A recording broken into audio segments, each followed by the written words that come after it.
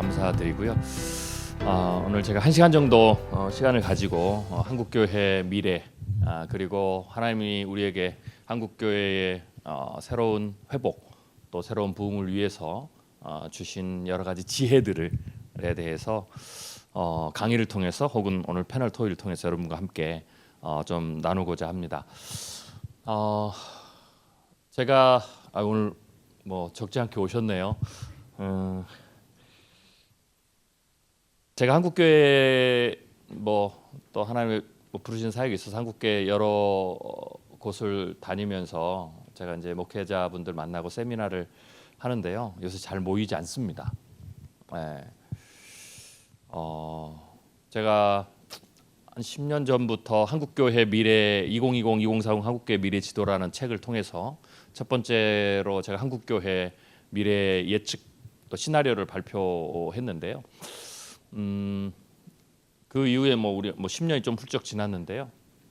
제가 쭉 그 중간중간에도 한국교회에 대한 시나리오 책들을 좀 쓰고 또 최근에 2050 한국교회 다시 일어선다라는 책을 썼는데 좀 안타까운 게 미래학자가 미래의 위기를 얘기할 때는요. 의사가 건강검진을 통해서 나온 데이터를 가지고 경고하는 워닝하는 것과 마음이 같습니다. 이대로 가시면 이대로 이걸 바꾸지 않으시면 큰 위험에 처하십니다. 그러니까 지금이라도 바꾸면 얼마든지 더 건강하게 사실 수 있습니다. 라고 하는 게 이제 의사의 하는 역할인데 미래학자가 위기를 얘기할 때 이제 그런 마음으로 하는 겁니다. 제가 처음에는 제 본심이 많이 그 오해가 돼서 제가 첫 책 한국교회 2025-2030 한국교회 미래지도 책 썼을 때 그 책이 굉장히 많은 분들이 보시기도 했습니다. 출판사에서는 그런 책 중에서는 초베스트셀러가 됐는데 그래도 제가 공격도 많이 받았습니다. 최초로 한국교회의 위기, 한국교회 소멸 이런 부분들에 대해서 위기에 대해서 얘기를 하다 보니까 교회 파괴론자 이렇게 이렇게 제가 오해도 많이 받았는데 미래학자가 위기 얘기할 때는 그런 위기가 좀 안 왔으면 좋겠다 라는 마음이었어요. 근데 안타깝게도 지금 한국교회가 사실 제가 한 예측이 다 틀려야 되는데요. 그래서 제가 이 자리에 안 와야 됩니다. 최인식 박사 예측은 했는데 다 틀리고 돌팔이더라. 이래 제가 안 와야 이게 제가 원하는 거거든요.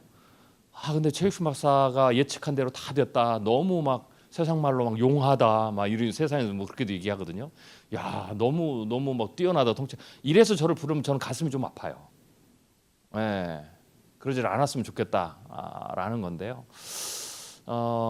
제가 좀 가슴이 가장 많이 아픈 거는 한국교회를 돌아다니면서 한국교회가 숫자적으로 줄 수 있고 이런 거는 그럴 수도 있습니다. 그 자체도 굉장히 우리에게는 아픔인데 제가 요 근래에 가장 기도하면서 가장 가슴이 아픈 것은 목사님들이 이제 한국교회 회복과 부흥을 포기했어요.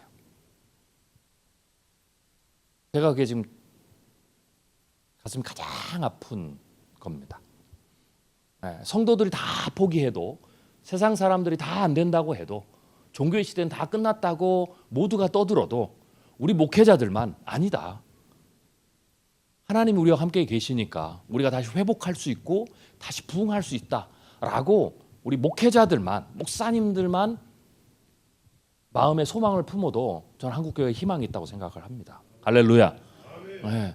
그런데 누구나 다 종교의 시대고 미래학자들도 이제 영성의 시대고 이렇게 성도들도 소망을 가져도 목사님이 소망을 잃으면 무너집니다.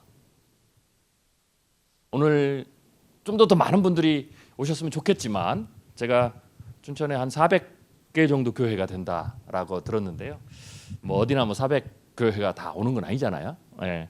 하나님이 또 군대를 쓰시는 건 아니니까 하나님이 특별히 오늘 저와 여러분을 만나게 하시고 정말 일주일 동안 성시화되어 하시는데 모든 순간이 다 중요한데 또 이 시간도 하나님께서 우리를 시간을 마련해서 오게 하신 것은 하나님의 뜻이 있다고 생각합니다. 제가 짧은 시간이지만 지금부터 1시간 정도 한국교회 미래에 대한 얘기를 할 텐데 여러분들에게 좀 많은 도움이 됐으면 좋겠고요.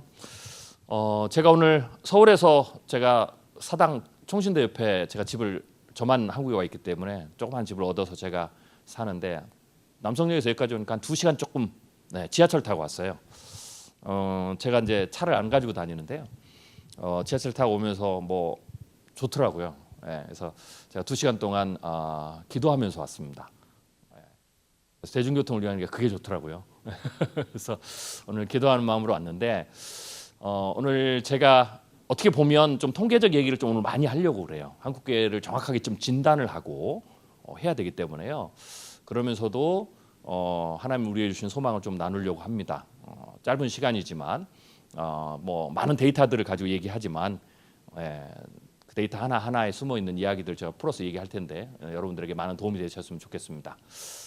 먼저 우리가 회복과 부흥을 하려면 제가 뭐 2050 한국교회 다시 일어선다는 책에서도 제가 이야기를 하고 제가 올 연말에 또 아마 원고가 맞춰서 아마 내년 연초에 아마 책이 나올 건데요. 다시 부흥이다라는 지금 제가 과제인데요. 한국교회를 위해서 제가 그 책에서는 2050 한국교회 다시 일어선다라는 책에서 제가 한국교회를 향해서 두 가지의 비전을 던졌는데요. 제4의 부흥과 제5의 부흥을 제가 던졌습니다. 저는 한국교회가 아직 끝나지 않았다고 믿는 사람입니다. 할렐루야. 네. 한국교회는 아직 안 끝났습니다. 한국교회는 미래학자가 역사적으로 봤을 때 일반 학문적으로 봤을 때 그리고 목사로서 하나님의 사역 하나님의 일하심을 봤을 때 한국교회는 아직 2번의 부흥기가 남아 있습니다. 그래서 그 2번의 부흥기 뭐 안 믿으셔도 상관은 없습니다. 믿는 자를 통해서 하나님이 역사하실 거니까요. 그래서 2번의 부흥기가 있는데 그 2번의 부흥기를 제가 이야기를 했는데 2050 한국교회 다시 일어선다는 책에서는 이 2번의 부흥기에 대해서 제가 어떤 큰 비전 줄기만 던졌고요. 그래서 그 부분을 조금 더 미래학자로서 좀 더 깊숙하게 남은 2번의 부흥기 한 번은 통일 부흥기고요. 통일은 어떻게 올 것인가? 우리가 교회가 어떻게 준비해야 되는가? 통일 이후에 한반도의 교회 부흥은 어떻게 일어날 것인가? 라는 부분 그리고 통일을 준비하는 부흥이 제4의 부흥기인데 그 제4의 부흥기 하나님이 통일을 준비시키기 위해서 어떤 교회들을 준비시킬 것인가? 어떻게 한국교회를 하나님이 회복시키시고 다시 새롭게 하시고 다시 일으키실 것인가? 라는 부분을 일반은촉 영역에서의 미래학적 관점과 성경을 통한 하나님의 말씀을 통한 하나님의 일하심을 통해서 하나님의 섭리를 통해서 일반은총과 특별은총의 은혜 지혜들을 제가 잘 종합해서 거기에 대한 디테일한 내용들을 지금 쓰고 있습니다. 아마 올 연말이나 내년쯤 책이 나올 것 같고요. 오늘 내용은 이제 우리가 2번의 부흥기를 우리가 맞이하기 위해서는 특별히 우리가 제4의 부흥기, 통일 준비 부흥기에 우리가 하나님 앞에 쓰임 받기 위해서는 가장 먼저 지금 우리가 어디에 있는지를 알아야 됩니다. 우리가 기회가 지금 우리의 위기가 무엇인지 그리고 동시에 더 나아가서 우리가 한국교회가 뭐 저도 많은 데이터를 이야기하고 했지만 많은 분들이 데이터를 저는 좀 잘 해석을 했으면 좋겠어요. 데이터는 언제든지 똑같은 데이터는 2가지 해석점이 있습니다. 하나는 나쁘게 해석할 수가 있어요. 부정적으로. 그러나 또 하나는 긍정적으로 해석할 수가 있습니다. 데이터는 현상입니다. 팩트입니다. 그런데 해석이 왜 중요하냐? 그 해석을 어떻게 하느냐에 따라서 절망으로 가느냐, 소망으로 가느냐입니다. 그래서 전문가들은 뭐 저나 목회데이터 연구소 같은 경우에는 데이터를 객관적으로 얘기를 하죠. 그런데 그것을 여러분들의 해석은 우리가 여러분에게 달려 있습니다. 저는 좀 더 한국교 이런 데이터들 좀 긍정적으로 좀 해석을 했으면 좋겠다. 컵에 물이 반절이 있는데요. 반절이나 남았다와 반절이 있다라는 것은 팩트예요. 사실이에요. 그러나 반절이나 남았다 아직도 라고 하는 것은 해석입니다. 이건 소망을 줘요. 아직 일어설 수 있다. 근데 반절밖에 안 남았다라는 것은 절망으로 가는 거예요. 큰일 났다. 여러분은 한국교회 데이터들을 어떻게 해석할 겁니까? 그게 오늘 제가 여러분들에게 첫 번째 던지는 화두입니다. 네. 위기에 대한 이야기를 좀 해보도록 하겠습니다. 일단 현재의 양적인 부분을 제가 추정한 자료입니다. 오늘 자료가 많기 때문에요. 제가 한 80페이지 정도 제가 늘 욕심이 많아가지고요. 한 3시간 하면 한 400페이지, 90분 하면 한 200페이지, 1시간 하면 제가 한 100페이지 정도를 가져와요. 그래서 늘 저는 예측을 해요. 이거 다 못할 거다. 근데 실제로 다 못하긴 해요. 그런데 그러나 마음은 어떻게든지 빨리빨리라도 가서라도, 제가 말이 좀 빠르잖아요. 보통 제가 1.5배속이거든요. 제 강의가. 예. 그렇지만 제가 마음이 좀 그렇습니다. 한 가지라도 더 가르쳐드리기 위해서 제가 말이 좀 빠르고 자료를 많이 준비해 왔습니다. 그래서 좀 이해해 주시고요. 최대한 빨리 해보기는 하겠습니다. 이 자료는 2015년, 2020 코로나 시작한 초까지 제가 분석한 자료입니다. 통계청의 자료, 그리고 갤럽이나 이런 그 여론조사 기관, 그리고 각 교단의 자료들, 이 세 가지를 가지고 추정치를 만들었습니다. 그래서 아마 제가 생각하기에는 대략 아마 현실에 가장 근소하지 않을까라고 생각이 됩니다. 교단의 자료는 잘 아시는 대로 너무 좀 이게 오차 범위가 가장 큽니다. 오차 범위가. 네. 그리고 그래서 제가 통계청의 자료를 가져왔고요. 통계청에서 우리가 인구 센서스 조사를 하잖아요. 그럼 거기에 이제 종교를 한 조사가 있습니다. 그래서 아무래도 그게 가장 기준점이 되고, 근데 이제 통계청의 자료는 거기에 기독교로만 나와 있기 때문에 그게 2단 다 포함되어 있거든요. 그다음에 가나안 성도 다 포함되어 있어요. 그래서 그걸 보정하기 위해서 리서치 센터들이 조사한, 그리고 목회 데이터 연구소가 조사한 그러한 기준점들을 가지고 제가 나름대로 모델을 가지고 만든 겁니다. 추정치를 해서. 그래서 아마 가장 현실에 근접하지 않을까, 제 나름대로 그렇게 생각을 하는데요. 어쩌든지 간에 한국교회는 2015년, 그러니까 제가 분석한 바로는 2012년을 기준점으로 한국교회가 총 숫자의 정점을 찍었어요. 그래서 작은 교단들은 2012년 전부터 양적 감소가 시작됐고, 좀 큰 교단들, 장로교라든지 큰 교단들은 2012년을 좀 지나서부터 정점을 찍고 내려옵니다. 근데 사실은 저는 그것도 참 안타까워요. 많은 분들이 한국교회가 침체고, 그 침체가 되는 양적 감소를 하는 가장 중요한 이유 중에 하나가 뭐 저출생이라든지 주일학교가 모이지 않는다, 뭐 이렇게 얘기를 하는데 뭐 틀린 말은 아닙니다. 그런데 제가 좀 안타까운 것은 지금 한국교회는 제가 말씀드린 2012년에 정점을 찍었잖아요. 그리고 우리가 한 12년 정도가 지났습니다. 한국교회는 지금 양적으로 줄면 안 됩니다. 제가 이걸 먼저 말씀드리고 싶어요. 인구학적으로도 지금 한국교회는 양적으로 줄면 안 되는 거예요. 왜? 지금 한국의 인구가 지금 5,000년 역사 중에서 가장 많아요. 인구의 정점이. 말이 안 되지 않습니까? 물론 인구 구조 자체는 아이들이 준 건 맞아요. 근데 총 인구 자체는 지금 한국의 인구는 5,000년 역사 중에서 가장 인구가 많을 때예요. 그러면 우리 기독교도 지금 가장 많아야 돼요. 주일학교는 줄어도. 그래서 제가 안타까운 거예요. 아직 쇠퇴기를 맞으면 안 되는 시점인데 지금 한국교회가 쇠퇴기를 맞았다라는 겁니다. 자, 어쩌든지 12년부터 그렇게 됐고요. 그 이후부터 속도가 빨라졌어요. 그래서 제가 위험하다고 보는 거예요. 속도가 빨라지는 게.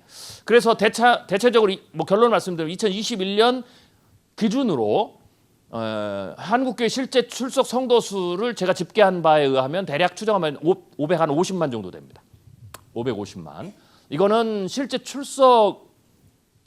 제적이 아니고. 실제 출석이라는 것은 최소한 한 달, 4주 중 한 번은 주일 예배를 참석하는 숫자를 얘기하는 겁니다. 실제로 교회를 다니고 있는.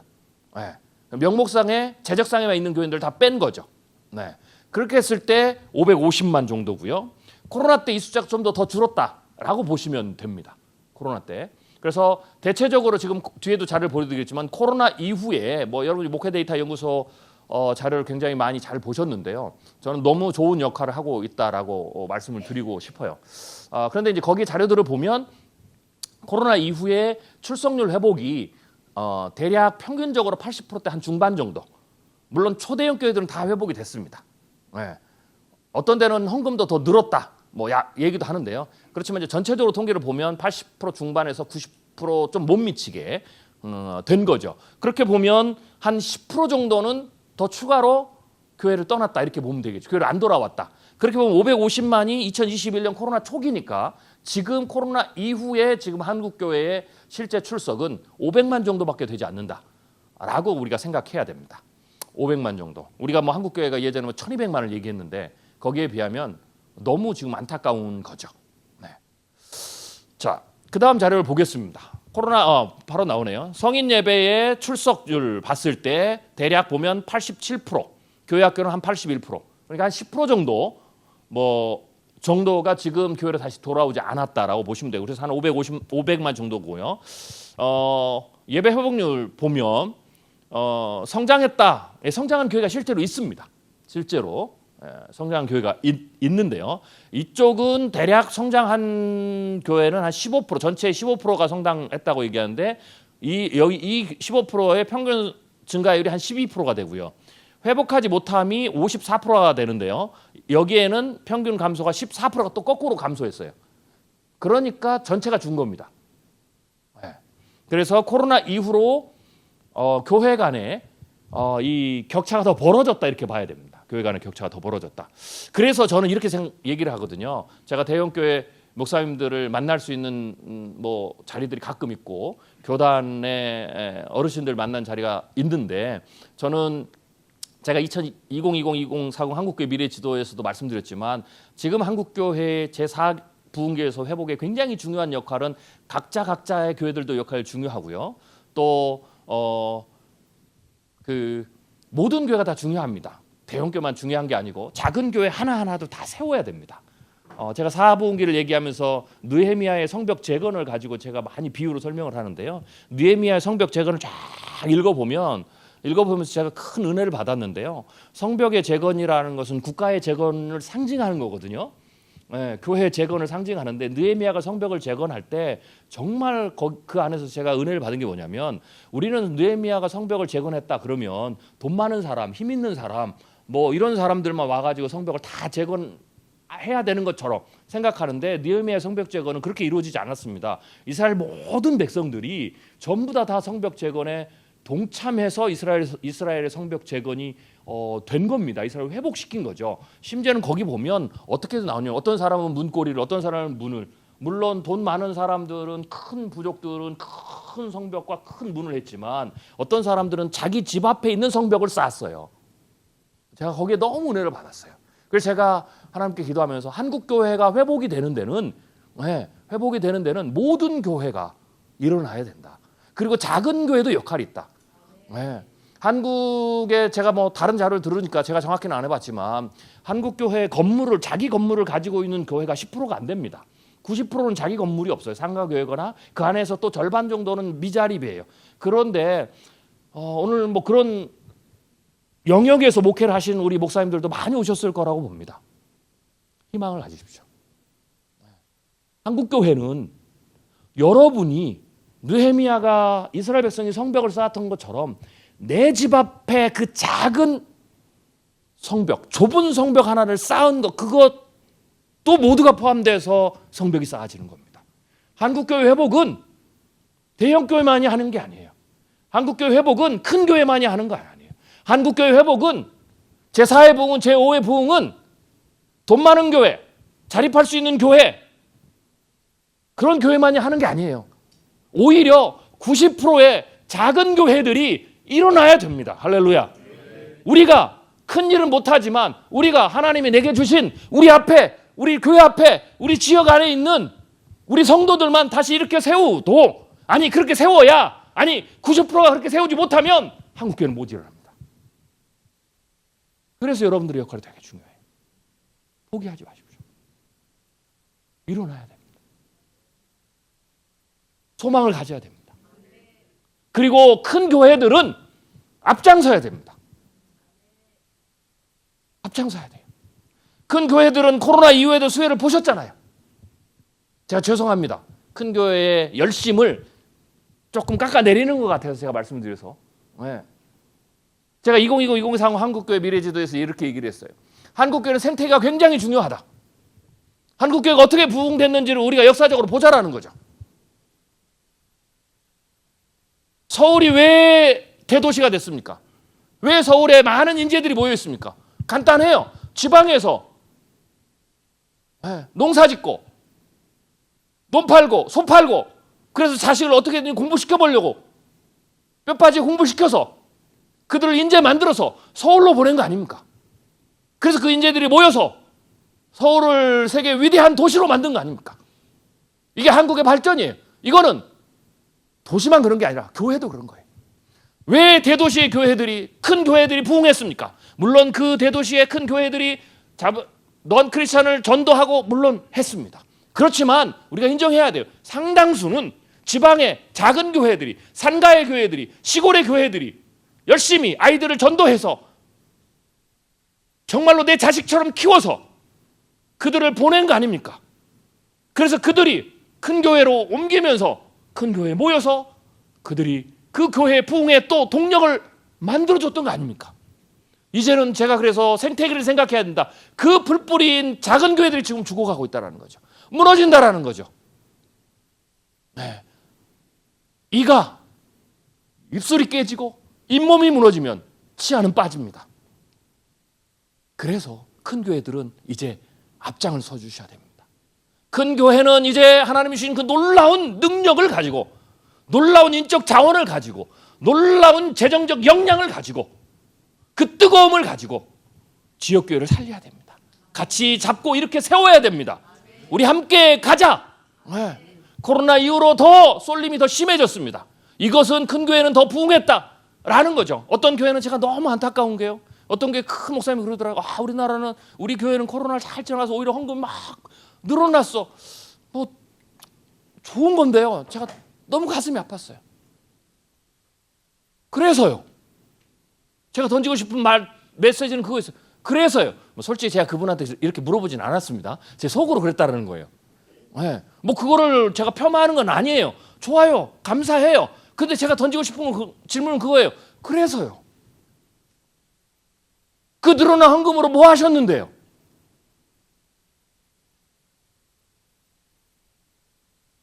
저는 제가 이 말씀을 드리는 것은, 그래도 제가 지금 이 얘기를 이렇게 하는 것은 그래도 아직 희망이 있기 때문에 그런 거예요. 희망이 있기 때문에. 여기서 작은 교회도 다 포기하고, 코로나 때 많은 교회들이 사라졌습니다. 문 닫았습니다. 수많은 목사님들이, 코로나 이전에는 이코노미가 있기 전에는 제가 아는 목사님들도요, 제 동기 목사님들도 절반이 사역자가 없어요. 네. 절반이 사역자가 없습니다. 그래서 건설판에서 일하고요, 제가 아는 목사님이, 제 친구 목사님이, 그리고 트럭 운전해요. 코로나 이후는 어떻게 바뀐 줄 아세요? 제가 아는 목사님이, 제 친구 목사님, 제 후배 목사님들이요, 네, 오토바이 타고 배달해요. 그리고 결국 코로나에 문 닫았어요. 우리 아픔입니다. 그래도 지금이라도 우리가 함께 힘을 모으면 작은 교회는 다시 회복하고, 내 앞에 성벽을 다시, 나는 큰 힘은 없지만 내 집 앞에 있는 성벽은 다시 쌓는다. 내가 열쇠라도 하나라도 더 만든다는 마음으로 다시 우리의 사명을 회복하고, 큰 교회들은 우리가 하나님이 주신 모든 것들을 총력을 다해서 지역을 다시 일으켜 세우고, 무너져가는 교회를 다시 일으켜 세우고, 한국교회를 다시 일으켜 세우는데 우리 모두가 앞장서고, 우리가 이 교회가, 우리의 교회가 이걸 이끌어가야 됐다라고 다시 힘을 모으면 저는 소망이 있어요. 그런데 제가 왜 지금 이걸 보여드린 줄 아세요? 2015년부터 2021년까지 쇠퇴의 가속도가 붙었어요. 지금 희망이 있을 때 안 하면 앞으로 10년, 20년이 지나면 이제 큰 교회도 줄 겁니다. 그러면 한국교회 소망이 없습니다. 자, 제가 최악의 경우 2050 이대로 가면, 이 기회를 놓쳐서, 아까 제가 말씀드린 이걸 다 놓치면 한국은 어떻게 되느냐? 무신론과 이단의 나라가 됩니다. 이게 제가 시뮬레이션 한 겁니다. 제가 오늘 보여드릴 자료가 너무 많기 때문에 제가 이걸 다 설명하진 않겠어요. 결론만 말씀드리면, 이대로 가면 한국 사회는 2070년이 되면 기독교는 이단 제외하고 가나안 성도를 포함해도, 이게 중요해요. 가나안 성도를 포함해도 180만 원을 줍니다. 무신론자는 80%를 넘어요. 남아있는 교회의 대형 교회들도 무신론이 판을 칠 거예요. 자, 이거는 뭐 종교 성향과 가는 건데요. 제가 다음에 제가 강의 들었던 분들은 제가 설명을 했으니까 넘어가겠습니다. 이거는 왜 그러느냐? 한국 사회 자체가 지금 대체적으로 2004년을 기점으로 교회를 종교를 불문하고 사회를 불문하고 무신론이 급격하게 늘고 있어요. 그래서 한국이 무신론 국가가 되는 거예요. 자, 그런데 여기서 보면 무종교인들을 물어봤는데 49%가 개신교예요. 교회에서 이탈이 굉장히 빠르다. 빠지면 다른 데로 가는 게 아니라 무신론으로 가는 거죠. 교회 이탈의 원인 1위가 이게 지금 가슴 아픈 거예요. 신앙심이 생기지 않아서. 이게 한국교회 현실입니다. 도대체 우리가 어떻게 가르쳤길래, 우리의 강단의 메시지가 도대체 무엇을 선포했길래 신앙심이 생기지 않아서, 즉 하나님이 믿어지지 않아서 떠나는 겁니다.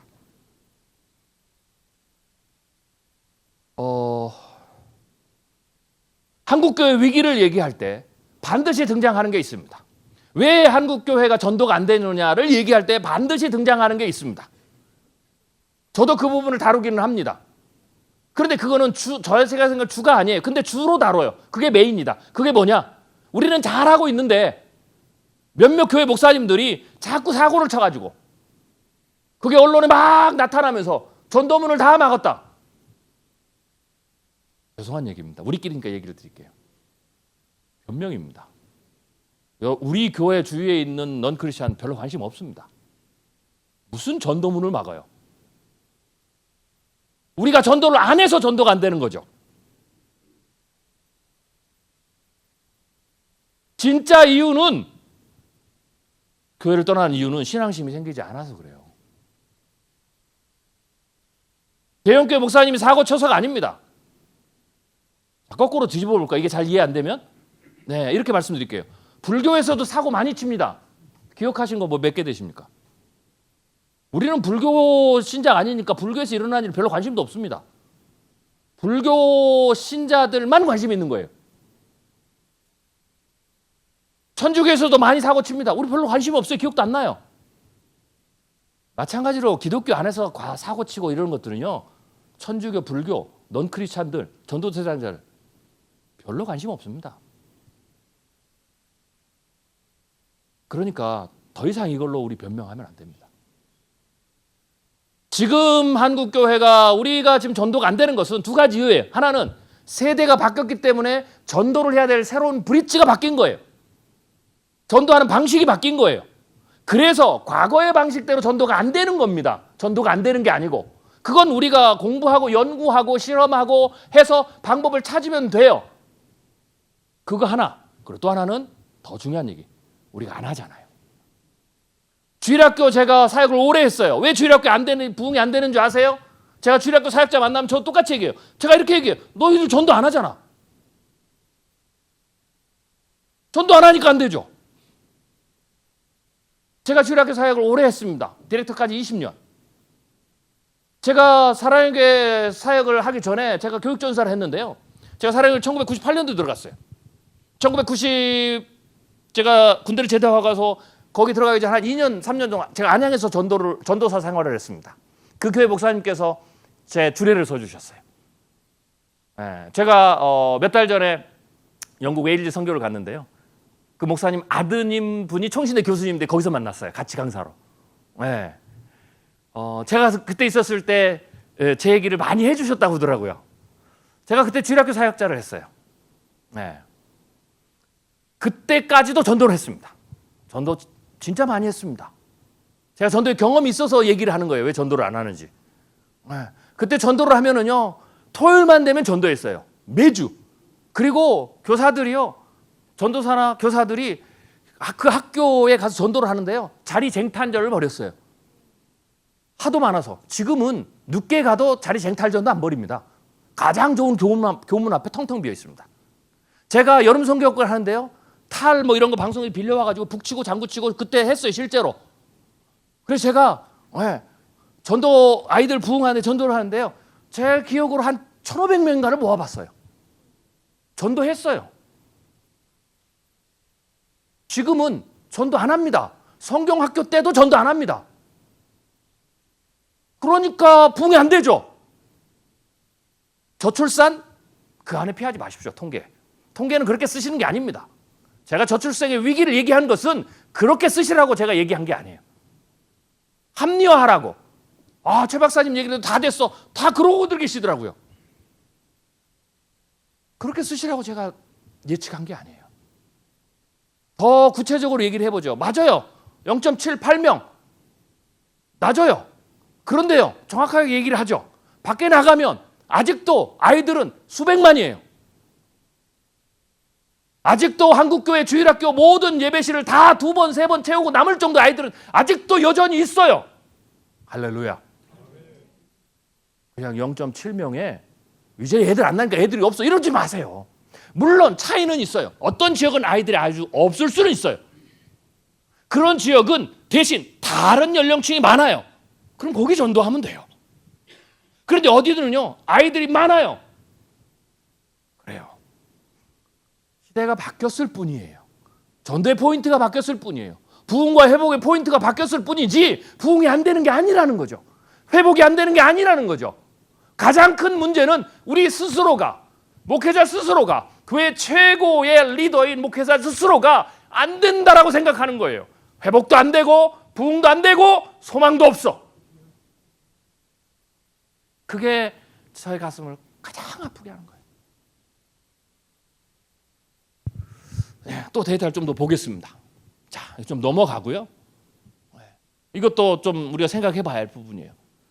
목회자의 영적 상태인데요. 지쳐있는 분이 많아요. 한국교회 가장 큰 위기 중에 하나입니다. 그래서 저는 요 근래에 좀 그래도 소망인 게 우리 큰 교회, 대형교회 목사님들께서 정말로 이제 한국교회를 위해서 일하시는 모습들이 보여서 너무 제가 소망이에요. 좋아요. 목회자들 불러서 회복시켜주고 너무 좋습니다. 얼마 전에 어떤 큰 교회가 그걸 했더라고요. 너무 좋았어요. 회복시켜 주셔야 됩니다. 리프레시도 하셔야 되고 목회자의 소망도 주셔야 되고 목회자를 이렇게 세워야 됩니다. 저는 하나님께서 특별하게 저는 저희 아버님이 저하고 한마디 상의도 안 하시고 하나님께 갖다 바쳤어요. 그래서 제가 신학교를 일찍 들어갔어요. 제가 93년도에 신학교를 총신에 들어갔거든요. 그래서 제가 꽤 총신의 학번이 좀 빨라요. 지금 제가 총신에 청장님께서 요청하셔가지고 초빙교수로 가 있는데 거의 저를 가르쳤던 은사님들은 전부 은퇴하셨더라고요. 그리고 제 동기 목사님이 전부 다 고참 교수들이 돼 계셔요. 제가 사역을 좀 오래 시작을 했는데 하나님이 제 길을 바꾸셔가지고요. 제가 그 얘기를 하면 기니까 어떻게 미래학자 되냐 많이 물어보셔서 근데 하나님이 하신 겁니다. 그래서 하나님이 제게 제가 개척도 강래삼 10년을 했는데 하나님이 제게 목회를 계속하는 일은 허락하지 않으셨어요. 그래서 제가 이제 이렇게 강의하고 순회 설교하고 그렇습니다. 그리고 목회자들을 특별히 좀 많이 만나는 곳에 저를 부르셨어요. 그래서 여러분들 좀 많이 만나는데요. 저는 제 마음속에 늘 목회자가 회복되고 살아나야 된다. 그러면 한국교회 소망이 있다라고 얘기를 해요. 그런데 요 근래 와서 이 큰 교회 목사님들께서 이렇게 탈진한 목회자를 회복하는 데 있어서요. 제가 여러 가지 프로그램도 해봤는데요. 쉼, 회복 굉장히 중요합니다. 그래서 지금 목회자를 회복시키는 굉장히 지금 필요가 코로나19로 더 커진 거죠. 지쳐있는 목회자들이 많아요. 그래서 그런 일들이 좀 일어나는 게 전 너무 고무적이고 너무 좋아요. 그렇지만 좀 더 여기 좀 집중을 해서 우리 탈진한 목회자들, 번아웃된 목회자들을 다 이렇게 세우는 이런 프로그램들도 좀 더 많이 일어났으면 좋겠어요. 어쩌든지 현재 지금 이 상황입니다. 자, 코로나 동안에 또 보면 데이터를 보면 이전보다 신앙이 약화되었다가 꽤 많아요. 코로나를 거치면서. 그래서 우리가 이런 부분도 좀 생각을 해야 되고요. 그 다음에 또 우리가 지금 위기라는 거는 여러분 이 자료는 아마 보셨을 거예요. 목회 데이터 연구소 자료니까요.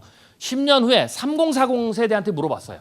3040 세대가 나중에 10년 후에 4050 세대가 되거든요. 그게 가장 중심이 되는 세대인데요. 이들이 코로나를 지나면서 뭐라고 그랬냐면 내가 10년 후에 교회 출석할 거냐라고 물어봤는데 보시면 알겠지만 네. 기독교 신앙을 버리고 교회 안 나갈 것 같다 4, 3%, 신앙을 버리지만 교회는 나갈 것 같다 3, 4%, 그리고 신앙을 유지하지만 교회는 잘 안 나갈 것 같다가 40%에서 뭐 불참자는 더 많아지는 거예요. 교회를 이미 떠난 사람은 더 교회를 떠나게 되는 거고요. 그 다음에 교회를 잘 나갈 거라고 생각하는 사람들은 한 절반 정도밖에 되지 않아요. 현장 예배 참석자는 그나마 좀 많고요. 이 말은 3040 세대가 지금 이대로 두면 더 계속 떠난다라는 거죠. 네. 그런 데이터들이 지금 있습니다. 자, 뭐 이거는 제가 오늘 좀 넘어가도록 하겠습니다. 여기에 이제 하나님 없이 살기 좋은 세상의 모습들이 지금 무신론을 이제 가속화시키는 건데요. 넘어가고요. 만약에 또 이렇게 되면 뭐 제가 뭐 여러분들 늘 말씀드렸죠. 교회에 헌금이 주는 그런 역할이 되고요. 교회 재정에 줄게 되면 사역이 무너지죠. 10년 후에 교회 재정이 어려움으로 바뀔 것 같다라고 한 담임 목사님들의 그 설문조사도 40%를 넘어가고 있죠. 그래서 헌금이 줄게 되죠. 자, 그런데 이거는 이제 지금 한국교회 쇠퇴의 현 상황을 제가 간단하게 브리핑 해드린 거고요. 중요한 것은 우리가 이제 쇠퇴에 대한 해석이 우리가 지금 필요한 순간을 만났다라는 거죠. 그래서 제가 아까 말씀드린 것처럼 우리는 도대체 왜 쇠퇴하느냐? 네. 다시 말씀드리지만 한국교회는 지금 쇠퇴하면 안 돼요. 한국 인구가 5천여 명이 지금 가장 많기 때문에 지금 한국 교회의 출석인 숫자가 가장 많은 게 맞아야 돼요. 그게 맞는 거예요. 정상이에요. 지금 쇠퇴하는 게 정상이 아니란 말이에요. 많은 분들이 쇠퇴하는 게 정상이라고 생각하는 게 지금 문제라는 얘기예요. 제가 지금 말씀드리고 있는 거예요. 쇠퇴하는 게 지금 비정상이에요. 문제예요. 네. 자, 그 이유가 뭐냐라고 했을 때 아까 말씀드린 것처럼 원인을 밖이나 다른 데서 찾으면 안 돼요. 다른 교회에서 찾으면 안 돼요. 그분들이 잘못하면 그냥 그렇게 생각하세요. 하나님이 알아서 하실 거예요. 하나님께 맡기고요. 우리는 우리를 돌아봐야 돼요. 우리 교회를 돌아봐야 돼요. 우리 자신의 목회를 돌아봐야 돼요. 성도의 숫자와 상관없이 내가 10명을 목회해도 우리 교회를 돌아봐야 돼요. 내가 지금까지 목회를 어떻게 했는지를 돌아봐야 돼요. 거기가 우리가 다시 회복되고 일어날 수 있는 비결을 찾는 첫 출발이기 때문에 그래요. 제가 여러분들이 목회를 잘못했을 때 제가 나무랄 쳐지도 않아요. 저 그걸 하자는 게 아니에요. 정말 우리가 다시 회복되려면 우리가 가슴 아프지만 괴롭지만 고통스럽지만 내 목회를 정말로 하나님 앞에서 말씀 앞에서 나 혼자 조용히 부끄러우니까 나 혼자 조용히 하나님 앞에서 정직하게 들여다보자는 거예요. 저는 그런 교회는 살아난다고 봅니다. 할렐루야. 우리가 그걸 안 하기 때문에 안 하고 자꾸 이 핑계 저 핑계 대고 남에게 모든 것을 전가하기 때문에 혹은 그런 얘기를 하면 귀를 막고 듣기 싫어하기 때문에 그리고 막연히 하나님이 살아계시는데 망하게 하겠어. 이스라엘이 망하기 전에 거짓 선지자들이 했던 그 내용들에게만 귀를 기울이는 그런 상황이 있는 교회는 정말로 하나님이 제사의 부흥기 때 소멸시키십니다. 우리 돌아와야 됩니다. 그리고 성경은 분명히 우리에게 얘기해요. 아니, 하나님이 시대를 막론하고 교회가 쇠퇴하고 교회가 영적인 힘을 잃고 교회가 무너지는 때는 세대에 상관없이 하나님이 정답을 얘기하고 계세요. 그 정답이 이 말씀이에요. 에스겔 5장 5절에서 15절 여호와께서 이같이 이르시되 이것이 곧 예루살렘이라 그들이 내 규례를 버리고 내 율례를 행하지 않아야 했습니다. 말씀에서 떠났다라는 거죠. 교회가 교회다움을 잃어버렸다라는 거죠. 성도가 성도다움을 잃어버렸다라는 거죠. 내가 너희를 치며 하나님이 치시는 거예요. 지금 한국교회는. 좌파 언론이 치는 게 아니고 교회를 공격하는 언론들이 치는 게 아니고 하나님이 그들을 막대기와 돌멩이를 들어서 하나님이 우리를 치시는 거예요. 왜? 죽으라고 치는 게 아니라 돌아보라고. 제발 돌아보라고. 잠깐 멈추고 돌아보라고. 이방인의 목전에서 너를 그래도 너는 하나님이 벌을 내린다고 그랬어요. 수치를 당하게 한다고 그랬어요. 내가 나의 삶을 두고 맹세하노니 하나님이 맹세한다고 그랬어요. 돌아오지 않으면. 너의 모든 미운 물건과 가증한 일로 내 성소를 더럽혔은즉 나도 너를 아끼지 아니하며 긍휼을 베풀지 아니하고 미약하게 하리니. 쇠퇴시킨다고 그랬어요. 제가 한국교회 쇠퇴를 얘기했습니다. 소멸되는 교회를 얘기했습니다. 그래서 어떤 사람들은 저를 그래서 교회 파괴론자라고 얘기합니다. 어떻게 감히 교회가 망한다고 얘기하냐? 제 말이 아니에요.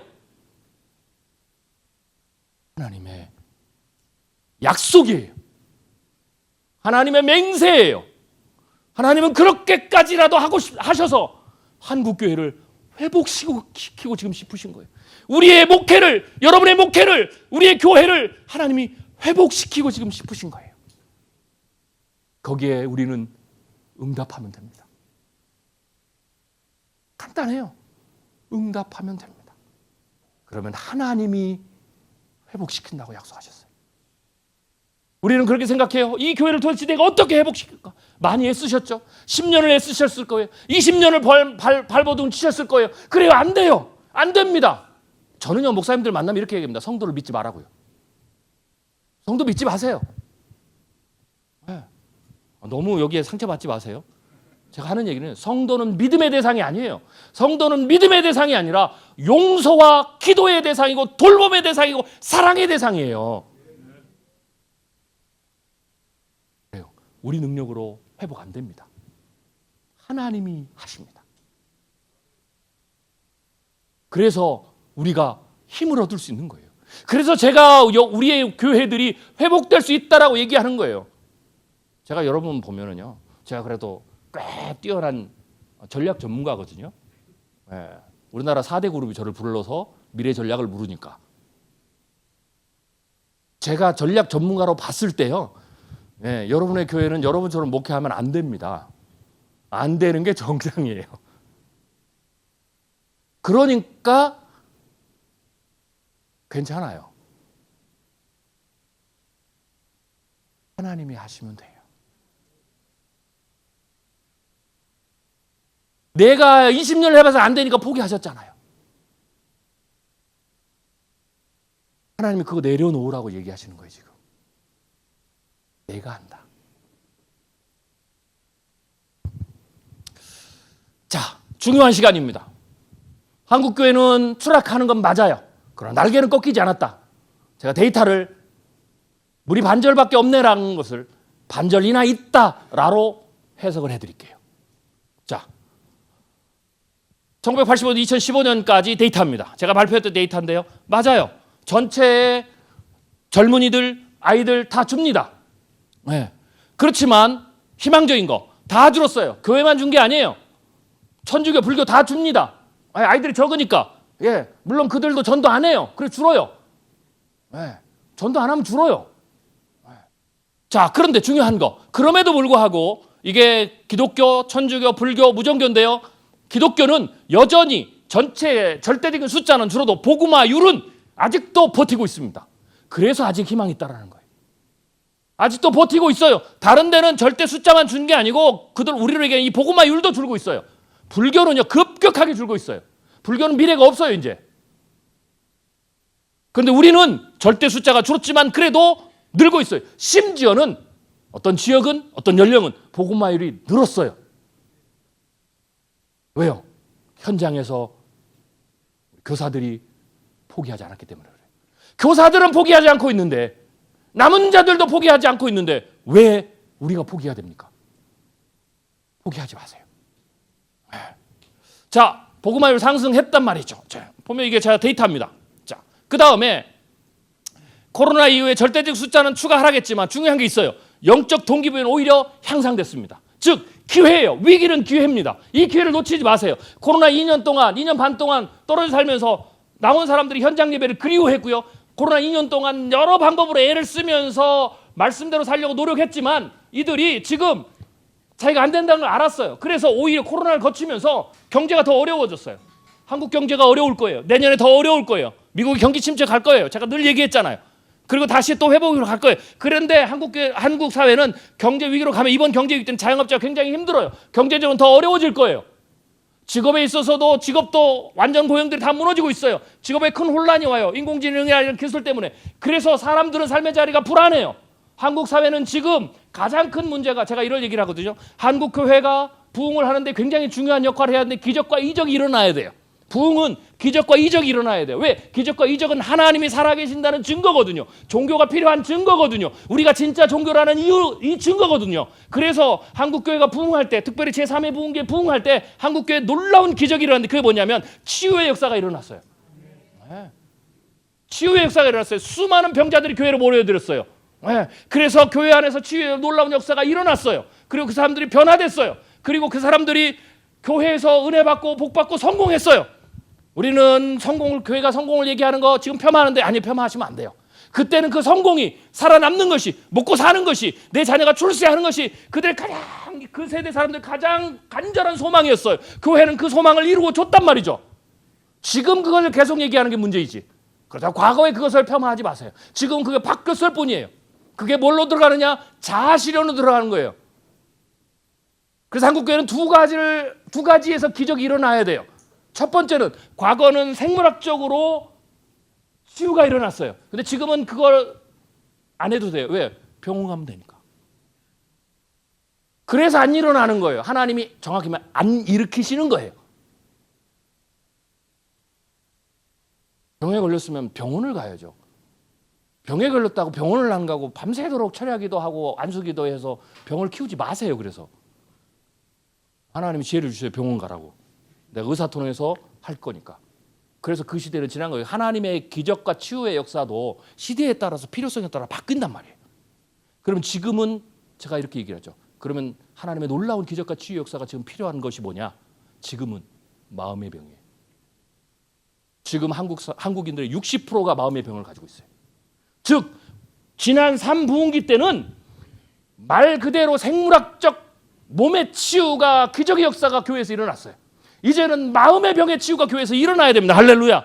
우울병 걸린 사람들이, 죽음을 생각하는 사람들이, 절망을 생각하는 사람들이, 마음에 심한 상처를 가진 사람들이, 부부간에 심한 상처를 가진 사람들이, 그리고 자녀간에 심한 상처를 가진 사람들이, 왕따당하고 굉장히 고통스러운 사람들이 너무 많아요. 그들이 교회에 와서, 물론 병원 가서 이건 잘 고칠 수가 없어요. 근본적 해결 안 돼요. 그거는 왜 하나님이 필요하느냐? 그 마음의 병은 병원 의사를 가도 치유는 할 수 있지만 근본적 치유가 아니에요. 왜? 이 마음의 병들은 이 영적인 것과 연결되어 있기 때문에 근본적으로 하나님이 치유를 해줘야 됩니다. 할렐루야. 저는 교회가 그 일을 할 수 있다고 봐요. 그래서 이제는 제4회 부흥기 때는 마음의 치유의 놀라운 역사가 일어날 거다. 그게 기적과 이적이 된다라는 거죠. 말씀을 읽고 말씀을 듣고 어느 순간에 내 마음속에 우울이 사라지고, 내 마음의 공황장애가 사라지고, 내 마음의 공포가 사라지고, 내 마음의 고통이 사라지고, 죽고 싶다는 마음이 없어지는 거, 그 놀라운 은혜입니다. 저는 곳곳에서, 한국교회 곳곳에서 그런 놀라운 마음의 치유가 일어나야 된다고 봅니다. 그리고 또 하나는 아까 말씀드렸죠. 자아실현이라고요. 교회에 와서 그들이 자신의 삶의 의미를 찾아야 돼요. 하나님 나를 왜 부르셨는지, 나를 앞으로 어떻게 쓰실 건지, 이게 자아실현이에요. 세상의 자아실현, 자기개발이 아니라 나의 존재의 실제적인 의미를 찾고, 내가 하나님 앞에 어떻게 쓰임받을 수 있는지, 내가 이 땅을 위해서, 이 민족을 위해서 내가 어떻게 의미 있는 삶으로 살 수 있는지에 대해서 말씀을 통해서 비전과 희망을 가져야 됩니다. 이게 두 가지 제4회 부흥기 때 일어나는 기적입니다. 저는 모든 교회가 그런 기적이 일어나기를 원합니다. 네.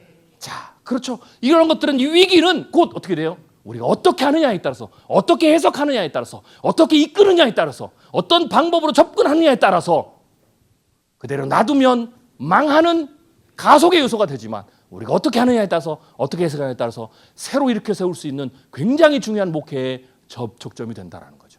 그래서 코로나 이후로 지금 성도들은 영적 동기부여 향상됐어요. 더 배우고 싶다, 더 알고 싶다, 더 하나님께 가고 싶다. 그런데 교회는 안 해요. 목사님 혼자 스스로 생각해서. 요새 사람들은 안 모여.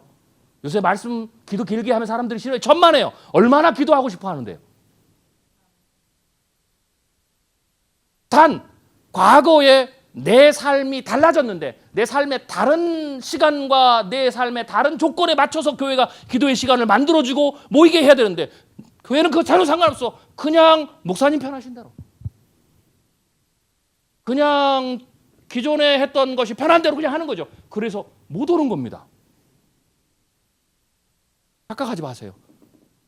제가 본 성도들은, 제가 한국교회를 돌아본 성도들은요, 교회 밖에서 만난 성도들은요, 지금도 오히려 지금 이 위기 때 더 기도하고 싶어 해요. 진짜 복음이 들어가 있다면 기도해야죠. 기도하고 싶어 하는 거죠. 그래서 다시 기도의 문을 여세요. 새벽에 안 되면 저녁이라도. 새벽에 안 모인다고. 왜? 안 모이죠. 새벽처럼 일해야 돼요. 하루에 N잡노예요. 지금 중산층도 상당수가 지금 아르바이트를 때 지금 먹고 살아요. 둘이 벌어야 돼요. 그런 분들한테 과거의 방식대로, 과거의 시간대로 안 나온다고 얘기하고, 못 나온다고 얘기하고, 왜 안 나오냐고 얘기하고, 우리는 과거에는 믿음을 위해서 그걸 다 버렸다고 얘기하는데, 그렇게 얘기하시면 안 돼요. 그들이 할 수 있는 시간에 그들에 맞춰서 그들에게 말씀도 주고, 말씀도 배우기를 원하고, 기도하기를 원한다라는 거죠. 그래서 다시 기도 문을 여세요. 안 되면 주일날 예배 시간을 늘려서라도 기도하시고, 기도만이, 말씀만이 그들을 세울 수가 있습니다. 굉장히 좋은 지금 타이밍이에요. 이 타이밍이 잘 안 옵니다. 그래서 위기의 순간에 하나님을 스스로 찾으려고 하는 타이밍이 있어요. 이 타이밍을 놓치지 말기를 바라겠습니다. 자, 또 하나 희망적인 거, 부모의 영향이 지금 타종교 예배에 높아요. 신앙 계승률이 그래도 높아져 있다라는 것도 희망이고요. 그 다음에 독실함 정도도, 종교에 대한 독실함 정도도 개신교가 카톨릭이나 불교보다 지금 높아요. 종교 생활의 신앙의 이유도 구원과 영생을 위해서가 그래도 가장 높아요. 그래서 지금 기독교는 다종교보다도 여전히 종교심이 높다라는 거죠. 제가 계속 희망적인 얘기를 말씀드리는 거예요. 아직 절망할 때가 아니라는 거죠. 아직 우리가 불씨가 남아 있어요. 이제 여러분이 거기에서 불씨를 불을 붙이고 바람을 불고 마른 장작을 넣으면 다시 활활 타오를 수 있다라는 거죠. 근데 단 이 불씨가 10년, 15년 포기하면 꺼져요. 꺼지면 못 일으킨다라는 거죠. 영적 갈급함이 있고요. 성경에 대한 체계적 교육을 원해요. 우리 목사님들 생각하고 정반대예요. 지금 성도들이. 성경에 대한 체계적 교육 원하고요. 더 많이 알기를 원하고요. 신앙 교육 훈련에 대한 욕구도 40대, 50대, 60대는 굉장히 높아요. 자, 또 볼까요? 교회 활동 지금처럼 계속 더 하고 싶다, 뭐 줄이고 싶다도 있겠죠. 연말이 되면. 그래도 연말이 돼서 그만두고 싶은 거는 본심은 아니에요. 본심이라고 생각하지 마세요. 힘들어서. 본심이면 진짜 안 하죠. 또 하잖아요. 계속 하고 싶어 하고요. 그리고 긍정적인, 내가 교회 봉사를 아직 안 한 분들도 요청을 하면 어떻게 하냐, 긍정적으로 생각해 보겠다가 67%예요. 교회가 그들이 섬기는 자리를 못 만들어줬었죠. 근데 큰 교회 안에 섬김은 작죠. 그래서 어떻게 해야 돼요? 교회 밖에 섬김의 자리를 찾으셔야 돼요. 신앙은 우리가 잘 알잖아요. 말씀을 듣고요. 그 들은 말씀대로 내가 살아야 신앙이 완성돼요. 섬김의 자리를 보내는 것은 말씀대로 사는데 훈련을 시켜주는 거예요. 교회 안에 섬길 수도 있고 교회 밖에서 섬길 수 있고. 그래서 목회자는 만드셔야 돼요. 그게 우리의 책임이에요. 보내셔야 돼요. 그러면 하나님이 하신다라는 거죠. 자, 그 다음에 개인의 경건 시간 늘었어요. 2017년, 2023년 늘었잖아요. 코로나 이후로 오히려 늘었어요. 그러니까 코로나 이후로 위기지만 교회를 떠난 사람도 있지만 코로나 이후에 떠난 사람, 제가 이렇게 해서 그래요. 이미 코로나 이전에 떠나려고 마음먹었던 사람이 떠난 거예요. 그렇게 보시면 돼요. 그래서 그 다음 제가 뒤에 말씀드린 포기하라는 게 아니고 전도의 대상자로 보셔야 돼요. 그래서 지금까지 안 온 분들은 이제 넌 크리스찬이다 이렇게 생각하고 그들을 다시 전도해야지, 이런 양을 찾아야지 이렇게 접근하셔야 돼요. 아예 전도의 대상자로. 그러면 됩니다. 자, 그 다음에 가나안, 또 희망적인 거예요. 가나안 교회 성도, 교회 밖을 떠난 사람, 가나안 성도도 물어보니까요, 43%가 재출석의 의향이 있어요. 우리가 왜 안 하느냐? 방치하셨잖아요. 제가 오늘 아픈 단어들 자꾸 꺼내서 죄송합니다. 근데 우리끼리니까, 목사니까 제가 아니면 누가 이런 얘기를 해주겠습니까, 그죠? 그냥 그렇게 이해하세요. 저 욕해도 돼요. 어차피 저 뭐 오늘 지나고 여러분 저하고 뭐 앞으로 영원히 안 볼 수도 있으니까 뭐 욕해도 됩니다. 와가지고 뭐 이상한 얘기만 했더라 뭐 상관없어요. 하셔도 돼요. 돌아올 양이 있어요. 이런 양 찾아야 돼요. 하나님이, 우리 성경이죠. 전도 예루살렘과 유대와 사마리아 땅끝까지 순서가 있어요. 이른 양부터 찾고 가는 거예요. 자, 그 다음에 제출석 의향 말씀드렸고요. 중요한 거, 나이가 높아질수록 높아요. 이거는 50대를 넘어가면 종교적 성향이 일어나요. 그래서 저는 지금 한국 사회에서 한국 교회에서 굉장히 중요하게 전도의 황금밭은 50, 60, 70 세대. 교회 떠났던 사람이 다 돌아올 수 있습니다. 제가 이걸 어떻게 알았냐면요. 저도 50이 넘어보니까 알았어요. 제가 50이 넘어서 두 가지를 알았거든요. 하나는 뭐냐면 제가 그렇게 젊었을 때는 저희 아버님이 저를 저하고 상의도 안 하시고 목사로 이렇게 바치셨으니까 저를 얼마나 훈련을 시켰겠어요? 기도 훈련을 엄청 시켰어요, 저를. 왜? 저희 아버님이 40일 금식 기도를 3번 하신 분이거든요. 그러니까 오직 하겠습니까? 저를 기도를 시켰는데 제가 다 기도를 나머지 훈련 받았는데 제가 40일 금식 기도하는 훈련은 제가 못 받겠더라고요. 그래서 저희 아버님 지금도 막 일주일씩 금식하고 기도하시는데 은퇴하시니까 오래됐는데 저는 그냥 열심히 밥 많이 먹고 배불리 먹고 기도하자. 뭐 이게 제 소신이에요. 그래서 그건 좀 제가 저희 아버님하고 좀 철학이 다른데 어쩌든지 기도의 훈련을 많이 시키셨어요. 그래서 뭘 시켰냐면 목사가 되면 저희 아버님 시킨 게 목회자가 새벽 예배를 갈 때 저한테 철칙을 주셨어요. 제가 그거 지키느라고 정말 힘들었어요. 뭐냐? 가장 먼저 나와서 가장 늦게 가야 된다. 이게 제가 배운 철칙이에요. 그래서 제가 그걸 이제 전도사 시절부터 이제 제가 실행을 했다는 거 아니겠습니까? 야, 그런데요. 야, 제가 놀라운 것은요. 꼭 한 분은 4시쯤 와요. 권사님이나 장로님. 야, 제가 그분 이기려면 3시에 나와야 돼요. 3시에. 그런데요. 어떤 분은요. 늦게 나와서 또 늦게 가셔요. 막 새벽 예배 끝나고 막 1시간씩 막 기도하시고 막 권사님들이. 그럼 한 7시쯤 가셔요. 그래서 제가 기도를 그래서 어떻게 했냐면 3시에 나와서 8시까지 기도를 했어요. 제가. 전도사 때부터. 그래서 제가 이해가 안 됐어요. 야, 저분들은 처음에는 오해를 했어요. 야, 저분들은 정말 신앙심이 좋구나 나보다. 나 이 억지로 나와서 지금 억지로 앉아 있는데. 그런데 나중에 제가 50 넘어서 알았어요. 3시면 눈 떠지더라고요. 할 일 없어서 나와야 되는 거예요. 그래서 제가 50 넘으면 첫 번째 그걸 깨달았어요. 그러니까 3시에 나오려니까 어떻게 되냐면 7시부터 졸려요. 그래서 일찍 주무시고는 3시쯤 나와요. 그리고 길게도 안 와요. 저도 50 넘으니까 보통 의사가 7시간, 8시간 자야 된다고 그러거든요, 건강에. 그래서 제가 잠을 늘리려고 애를 쓰는데 안 돼요. 6시간만 딱 자면 눈이 그냥 떠지는 거예요. 그러니까 9시에 주무시니까 3시에 눈 떠지죠. 그러니까 4시에 나오시죠. 그래서 제가 그걸 첫 번째 알았어요. 두 번째 안 게 뭐냐? 50이 넘어가니까요. 죽음이 느껴져요. 제가 가족이 다 미국에 있거든요. 2018년에 저희 가족이 다 제가 일이 있어서 가족이 다 미국 이민 갔어요. 저만 한국 교회 사역을 섬기기 위해서 제가 2년 전에 여기를 나왔어요. 가족들은 다 미국에 있고. 그래서 제가 그거 하기 싫었는데 어쩔 수 없이 제가 지금 기록이 신세예요. 제가 오늘 다음 주 월요일 강의 끝나고 제가 이제 미국 들어갑니다. 가족 보러.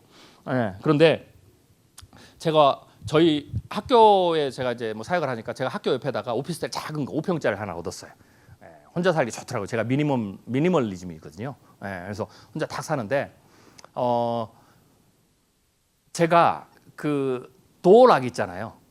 안에서 그러니까 문이 외문이에요. 문을 열고 또 문이 있어 들어가는 게 아니고 원룸이니까 문을 열면 바로 복도예요. 사람들 지나다니고.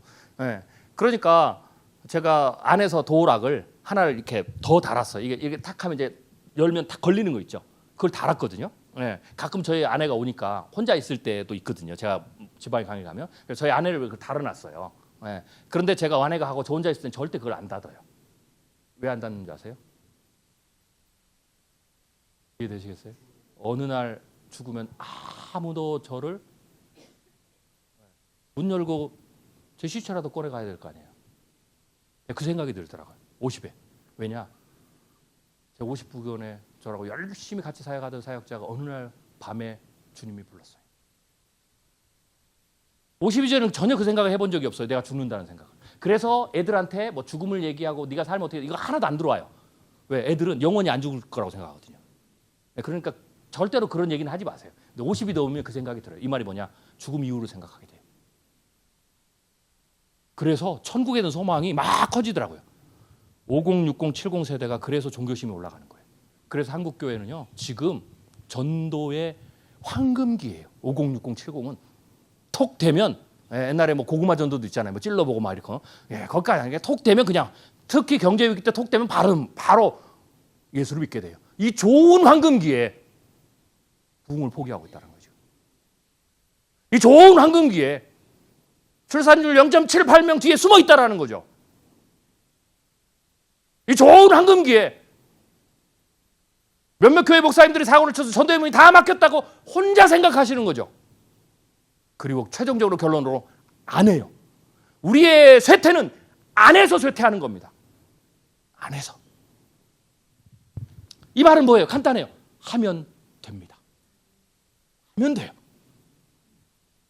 자, 전도에 대한 관심 교인들 많아요. 하고 있고 교인들도 전도하기를 원하고 이런 양 찾기 가능성 충분하다. 아까도 말씀드린 향후 교회 예배 드리지 않는 사람들 교회 나가고 싶다 이런 거 있죠. 이런 양 찾기 가능성도 있고요.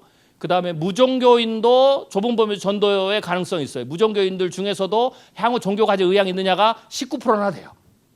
넌 크리스찬도 이런 양 말고도. 그러니까 아직도 전도의 문은 열려 있는 거예요. 전도의 방식이 다르고 브릿지가 다르고 전도의 접촉점이 다른 거죠. 우리가 그것을 시대의 변화에 따라서 우리가 새로운 전략, 새로운 지혜들만 가지면 전도는 다시 된다. 물론 과거처럼 인구가 폭발적으로 증가할 때 이럴 때처럼 전도가 막 폭발적으로 되는 건 아니지만 폭발적으로 되는 건 아니지만 여전히 교회는 어디든지 성장할 수 있다라는 거죠. 개척교회라고 상가교회라고 전도가 안 된다고 생각해서 아니요 천만의 말씀이 됩니다. 물론 단점은 있어요. 거기서 많이 키워놨더니 큰 교회로 가더라. 더 좋은 환경으로. 그건 어쩔 수가 없어요. 그거는 큰 교회가 다시 갚으시면 돼. 그건 막을 수가 없어요. 그래도 전도는 돼요. 그래도 전도는 됩니다. 왜? 교회에 처음 오는 사람들은 물론 전도를 이렇게 생각해서 그래요. 전도를 수평이동으로 생각하니까 안 오죠. 큰 교회 있는 사람은 어떻게 거길 가겠습니까? 우리 교회 시설보다 더 좋은 크리스찬들이 왜 거길 가면 그건 안 돼요. 그러니까 그것만 전도로 생각하면 전도가 안 되는 거예요. 그런데요, 무신론자는 넌 크리스찬은 교회 상관없어요. 상가에 있든지 원래 교회가 어떤지를 모르기 때문에. 아시겠어요?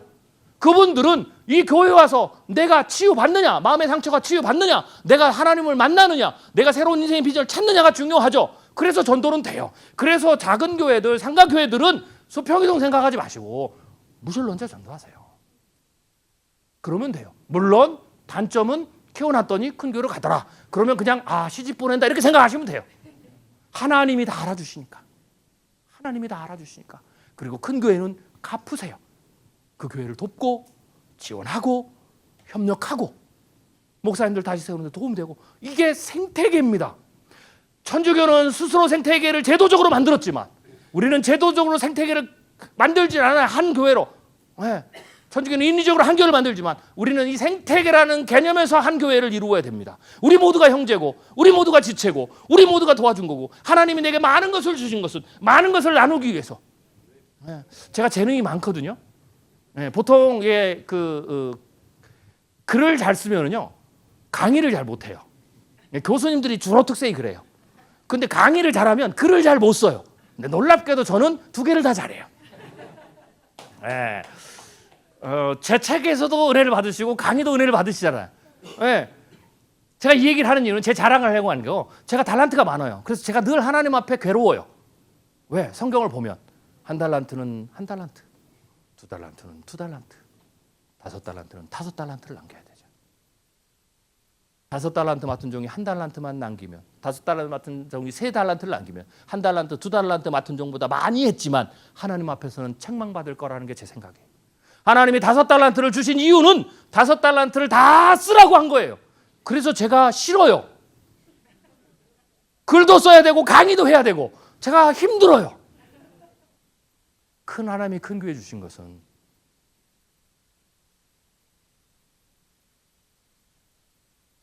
어떤 교회는 죄송한 얘기지만 그 교회가 거의 한두 교회지만 각 교단마다 재산이 1조래요. 자랑해요. 좋은 거 아니에요. 안 쓰면 그것 때문에 싸우잖아요. 교회가 깨지잖아요. 1조가 뭔데요? 몇 천억이 뭔데요? 몇백억 쌓아놓고 싸우잖아요. 목사님과 장로님이. 그것을 썼으면, 일했으면 안 싸울 텐데. 많이 주신 것은 남김없이 쓰라고 하는 거예요. 남김없이 베풀라고. 우리 교회에 많은 인재를 보낸 것은 우리 자랑하기 위해서 의사가 몇 명이고 뭐 변호사가 몇 명이고 정치인이 몇 명이고 자랑하라고 한 것이 아니라 그들의 놀라운 은사를 가지고 지옥교를 도우라는 거죠. 자, 넓은 범위의 전도 가능성, 무종교인들 중에서 24% 절반 이상은 37%, 그 다음에 사회적 필요성을 느끼는 사람은 57%나 돼요. 적게는 19%는 교회 나갈 의향이, 종교를 가질 의향이 있다고 그러고, 많게는 57%는 종교의 사회적 필요성을 인정한다 그랬어요. 종교가 필요하다. 그러니까 무신론자들 중에서도 넓게는 57%, 절반 이상이 전도의 대상이 열려 있다는 거예요. 그래서 여전히 한국 교회는 전도의 문이 열려 있습니다. 기대치 보면 어떻게 돼요? 자, 여기 보면 일반 국민 중에서 올바른 가치관, 뭐 시험, 목표 뭐 이러는데 뭐 이런 것은 기대치가 32%. 이게 종교에서. 그런데 무종교인이 기대치가 뭐가 높냐? 70에서 64%는 의지할 수 있는 존재, 안정감, 인간관계. 이게 그 종교에 대한 기대예요. 다시 말해서 이 말은 뭐냐면 무신론자들은, 넌 크리스찬들은 교회에 대해서 난 교회 가지, 난 복 받을래, 이거 기대하고 교회 오는 게 아니에요. 그들이 원하는, 그러니까 전도 포인트가 안 되는 거예요. 예수 믿고 복 받으세요, 예수 믿으면 성공돼요, 예수 믿으면 뭐 잘 돼요, 이게 아니라 그들의 전도 포인트는 뭐냐면 이거예요. 의지할 수 있는 존재가 필요하다. 그들이 교회에 원하는 건 이거라는 거죠. 내가 갔을 때 내 삶에 평안이 오고 만족이 오고 내가 영생을 얻고 내가 절대자를 만나고 이런 거예요. 내가 의지할 사람이 필요하고 또 있어요. 안정감을 얻고 인간관계를 맺는 거죠. 사랑이에요. 사랑을 갈급하는 시대입니다. 지금 관계를 갈급하는 시대예요. 그걸 너무 잘 이용하는 데가 신천지잖아요. 한 사람을 위해서 10명이면서 모든 걸 다 빼줘요. 사랑에 넘어가는 거예요. 관계에 넘어가는 거예요. 이거잖아요. 의지할 수 있는 존재에 넘어가 버리는 거예요. 근데 거기는 가짜잖아요. 가짜도 그걸 해도 부응하는데, 거짓 사랑을 베푸고 거짓 인간관계를 하고 거짓 안정감을 주고 거짓 사랑을 베풀어도 다 넘어가는 판에 얼마나 그게 갈급했으면. 그런데 왜 우리는 진짜를 가지고도 안 하느냐는 거죠. 하면 돼요. 이 시대가 그걸 원해요. 그래서 미래학자들은 한결같이 얘기하는 게 21세기는 영적 부흥의 시대다 그랬어요. 뒤에서 신호를 많이 주시네요. 빨리 끝내라고. 제가 절반도 못한 것 같아요. 데이터를 쭉 하면서 설명을 드렸어야 되는데 나머지는 올 연말에 나오는 책에서 제가 디테일하게 쓰겠습니다. 그리고 오늘 이따가 패널 토의 때 쓰겠습니다. 정리하겠습니다. 두 가지를 제가 말씀드리고 싶은 건데요. 첫 번째, 하나님 앞에 돌아가면 됩니다. 이스라엘이 무너짐과 회복을 이스라엘 역사가 굉장히 많이 반복했어요. 무너지는 이유들은 각양각색이었어요. 근데 회복하는 이유는 딱 하나 동일했어요. 딱 하나. 오라, 우리가 여호와께로 돌아가자. 하나님이 우리에게 원하시는 것은 바로 이겁니다. 그리고 또 하나, 하나님이 우리의 목회가 시대가 바뀌었기 때문에 어려워졌어요. 복잡해졌어요. 다양성이 증가했어요. 하나님이 아셔요. 그래서 우리의 새로운 시대적 목회, 새로운 전도 방식, 새로운 사역들을 위해서 하나님이 우리에게 이 새로운 변화를 감당할 수 있도록 하나님이 또 시대에 맞는 지혜들도 주십니다. 제가 오늘 인공지능을 그 방편에서 얘기를 하려고 했는데 시간이 다 돼서 못했습니다. 다음에 기회가 되면 하든지 이따 패널 토의 때 좀 해드릴 텐데요. 어쩌든지 꼭 그렇게 기억하세요. 하나님이 시대가 변해서 우리가 못한다는 게 아니라 변하고 바뀌었어도 할 수 있는 지혜도 동시에 주신다. 할 수 있는 새로운 기술이나 역량과 조건도 주신다. 저는 주셨다고 봅니다. 그게 목회의 지혜입니다. 그래서 그 지혜의 부분들을 잘 활용하시면 저는 한국교회는 반드시 부흥하고 회복할 수 있다. 하나님은 두 번의 부흥을 남겨놓으셨습니다. 최소한 제가 아는 한, 더 있을 수도 있지만 제가 아는 한 두 번은 확실합니다. 한 번은 통일이고 또 한 번은 통일을 준비하는 부흥입니다. 저는 제4의 부흥이 이미 시작됐다라고 생각합니다. 제4의 부흥기에 여기 오신 목사님들, 목사님이 섬기는 교회가 크든지 작든지 상관없이 느헤미야가 성벽을 다시 재건했을 때 자기 집 앞에 내 성벽, 내 돌 하나라도 내가 쌓겠다는 마음으로 모든 이스라엘 백성들이 동참해서 성벽을 회복하는 걸 완성했듯이 하나님이 제4의 부흥기 한국교회를 다시 세우실 때에 교회와 상관없이 나는 그 놀라운 위대한 사역에 내 교회, 몇 명 안 되는 교회, 단 한 명의 성도가 있어도 나는 그를 다시 세움으로 나는 그 하나님의 위대한 사역에 제4의 부흥에 동참하겠다라고 헌신하는 우리 목사님들이 되기를 제가 간절히 기도하고 또 앞으로도 계속 기도하겠습니다. 감사합니다.